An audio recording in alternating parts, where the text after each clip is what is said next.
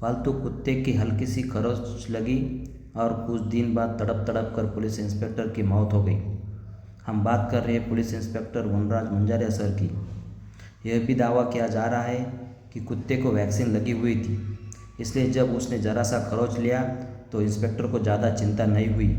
लेकिन फिर कुछ दिन बाद अचानक रेबीज के लक्षण आ गए। एक बार जब रेबीज के लक्षण आ जाते हैं तो इंसान को बचने की संभावना ना के बराबर होती है। यह घटना अहमदाबाद की है। 50 साल के पुलिस इंस्पेक्टर वनराज मंजारिया की मौत रेबीज से हुई, वो भी अपने ही पालतू कुत्ते की खरोंच से। लेकिन असली वजह है कुत्ते से लगी मामूली चोट इतनी खतरनाक कैसे हो गई, और क्या हम सब के लिए भी खतरे की घंटी है।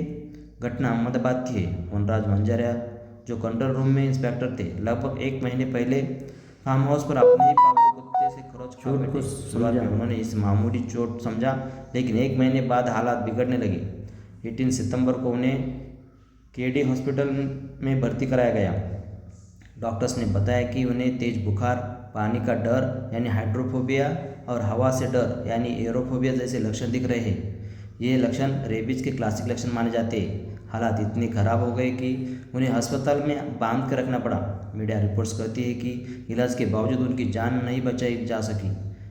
अब दिक्कत यह है कि बहुत से लोग कुत्ते की खरोंच या काटने को हल्के में ले लेते हैं। सोचते हैं कि अगर कुत्ता घर का है, पालतू है तो कुछ नहीं होगा। लेकिन सच यह है कि रेबीज को कोई इलाज नहीं है।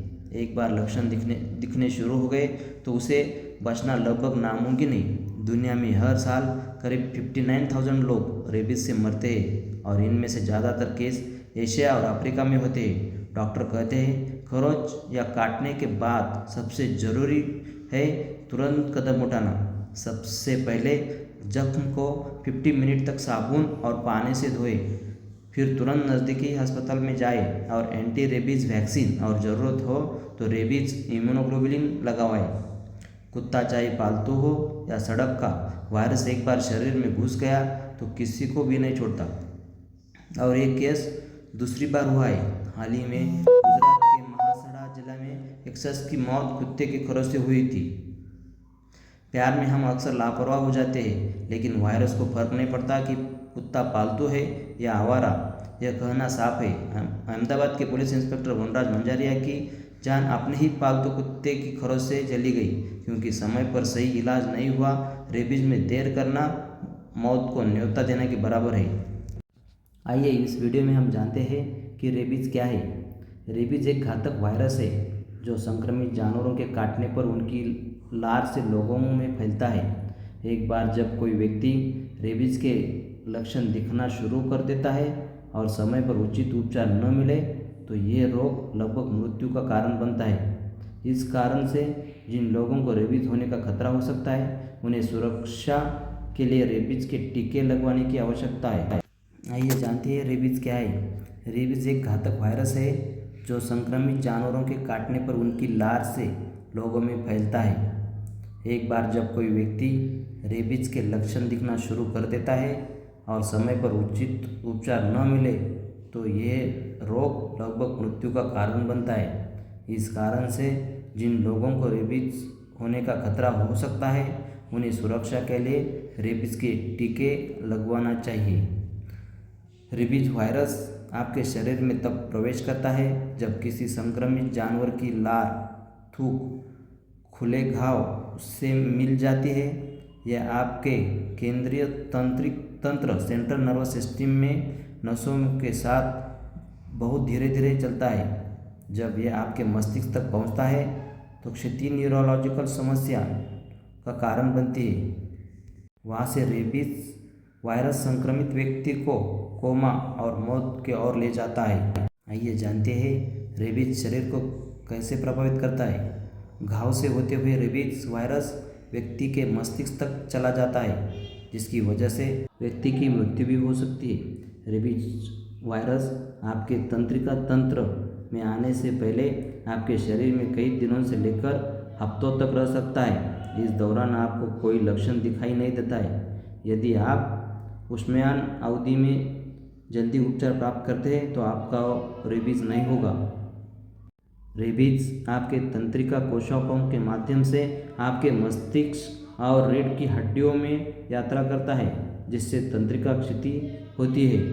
प्रोड्रोमल चरण तब शुरू होता है जब रेबीज वायरल आपके तंत्रिका तंत्र में प्रवेश कर जाता है। आपकी प्रतीक्षा प्रणाली फ्लू जैसे लक्षण पैदा करते हैं, वापस लड़ने की कोशिश करती है। तंत्रिका क्षति के कारण झुनझुनी दर्द या सुन्नता हो सकती है जहां आपको काटा गया था। जब किसी मनुष्य के शरीर में रेबीज के प्रवेश करता है तो उसके बाद कई हफ्तों तक आमतौर पर रेबीज के कोई लक्षण दिखाई नहीं देते। जब रेबीज मनुष्य के केंद्रीय तंत्रिका तक पहुंच जाता है तो वह फ्लू जैसे लक्षणों का अनुभव करते हैं। अंतिम चरण में व्यक्ति को न्यूरोलॉजिकल लक्षण दिखाई देते हैं। आमतौर पर रेबीज होने पर दिखाई देने वाले लक्षण हम देख रहे हैं: बुखार, थकान, काटने के घाव में जलन, खुजली, झुनझुनी दर्द या सुन्नता, खांसी, गला खराब होना, मांसपेशियों में दर्द, उल्टी। आइए जानते हैं रेबीज होने के क्या कारण हैं। मनुष्यों में रेबीज की प्राथमिक कारण रेबीज वायरस है, जो लिसा वायरस जीनस से संबंधित है। वायरस आमतौर पर संक्रमित जानवरों की लार के माध्यम से फैलता है, आमतौर पर काटने के माध्यम से। रेबीज के संचरण के कुछ सामान्य कारण: जानवरों का काटना। मनुष्यों में रेबीज संचरण का सबसे आम तरीका संक्रमित जानवरों के काटने से होता है, विशेष रूप से कुत्ते, बिल्ली, चमगादड़, लोमड़ी जैसे जानवरों से काटने से होता है।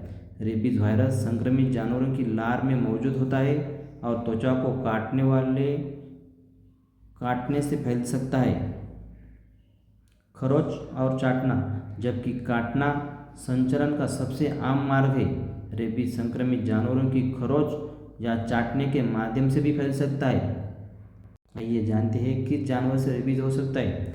कोई भी स्तनाधारी जानवर, यानी जो जानवर अपने बच्चों को दूध पिलाते हैं, उनसे रेबीज वायरस फैल सकता है। रेबीज एक वायरल बीमारी है जो मनुष्यों सहित सभी स्तनधारियों को प्रभावित कर सकती है, जबकि कोई भी स्तनपायी संभावित रूप से रेबीज वायरस से संक्रमित हो सकता है। कुछ जानवर आमतौर पर वायरस को ले जाने और प्रसारित करने से जुड़े होते हैं। अपने जो घरेलू जानवर हैं, जैसे कुत्ते, दुनिया में कई हिस्सों में कुत्ते रेबीज संचरण का एक महत्वपूर्ण स्रोत है।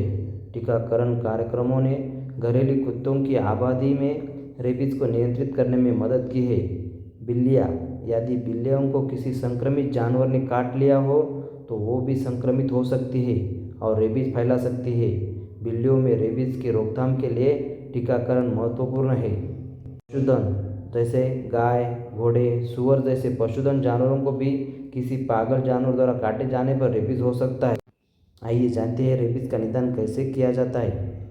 अधिकांश बीमारियों के विपरीत आपको रेबीज के निदान के लिए लक्षणों की प्रतीक्षा नहीं करनी चाहिए। यदि आपको किसी जंगली जानवर या किसी पालतू जानवर ने काट लिया है या खरोंच दिया है जैसे रेबीज हो सकता है, तो तुरंत अपने डॉक्टर से इस बारे में बताना चाहिए और उचित उपचार लेना शुरू कर देना चाहिए।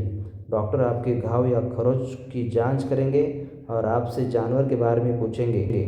यदि आपको किसी पालतू जानवर ने काटा है तो डॉक्टर आपसे उसके निर्धारित टीकाकरण की जानकारी साझा करने के लिए कह सकते हैं।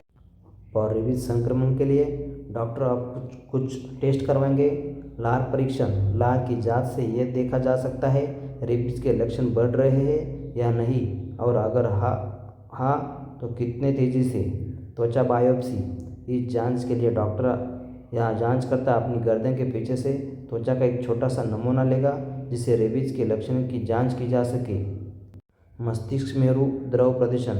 आपका जांचकर्ता आपकी पीठ के निचले हिस्से से एक मस्तिष्क मेरु द्रव लेने के लिए एक सुई का उपयोग करेगा। रेबीज के लक्षण दिखने के लिए आपका CSF नमूना प्रयोगशाला में भेजा जाएगा। रक्त परीक्षण। आपका जांच के लिए आपकी बाह से रक्त लेगा। उस स्थिति में घाव से भी सैंपल लिया जा सकता है। MRI की मदद से आप डॉक्टर मस्तिष्क में चल रहे बदलावों की जांच करेंगे। जानते हैं कि रेबीज का इलाज कैसे किया जाता है। रेबीज एक वायरल बीमारी है जिसके लक्षण दिखने पर लगभग हमेशा घातक होता है। इसलिए जब रेबीज की बात आती है तो रोकथाम महत्वपूर्ण है। रेबीज के उपचार में आमतौर पर 2 मुख्य दृष्टिकोण शामिल है। रेबीज टीका या रेबीज वैक्सीनेशन वायरस के खिलाफ एंटीबॉडी का उत्पादन करने के लिए प्रतिरक्षा प्रणाली को उत्तेजित करने के लिए रेबीज के टीके इंजेक्शन की एक श्रृंखला में लगाए जाते हैं।